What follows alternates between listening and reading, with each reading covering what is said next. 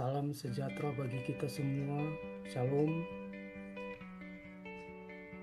Renungan harian Kristen untuk hari ini terdapat dalam Yohanes 12 ayatnya yang ke-27 hingga ayatnya yang ke-28 dengan tema Tuhan Allah dimuliakan.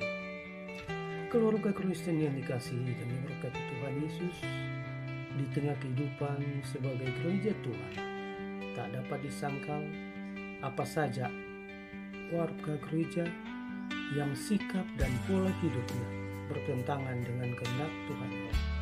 Di satu sisi, ia begitu tekun dan setia melakukan kewajibannya sebagai warga gereja, tetapi di sisi lain tujuannya adalah agar dia mendapatkan pujian sebagai pribadi.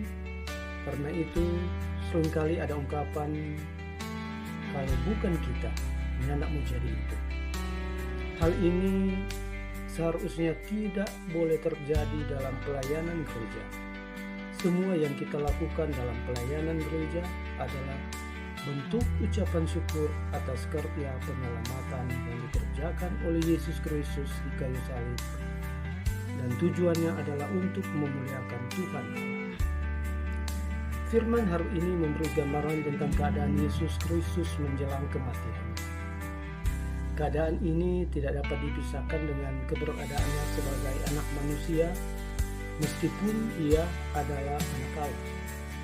Hal ini dapat dilihat ketika ia menghadapi kematiannya dengan keadaan hati yang terguncang.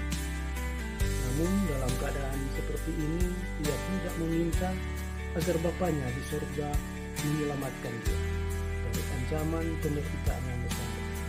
Yesus Kristus sangat tahu tujuannya datang ke dalam dunia adalah untuk menanggung dosa manusia melalui penderitaan dan kematian di kayu salib. Bagi Yesus Kristus, melalui penderitaan dan kematiannya di kayu salib, tujuannya adalah memuliakan Tuhan Allah. Suara dari surga yang menjawab permintaan Yesus Kristus menunjukkan pengakuan Tuhan Allah atas pengorbanannya dan janji bahwa kemuliaan Tuhan Allah akan terus dinyatakan di dalam Dia. Keluarga Kristen yang dikasihi dan diberkati Tuhan, pengorbanan Yesus Kristus di kayu salib adalah wujud kasih Tuhan Allah yang tulus bagi keluarga kita, agar kita tidak binasa, melainkan beroleh hidup yang kekal. Dalam Yohanes 3 ayatnya yang ke-16.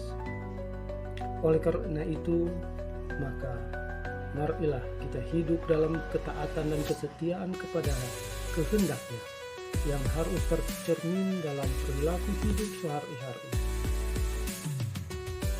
Sebagai orang tua, kasihilah anak-anak, dan sebagai anak-anak, hormatilah orang tua.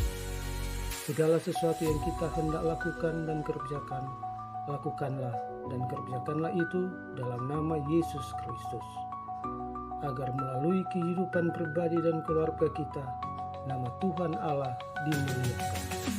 Amin. Mari kita satu dalam doa.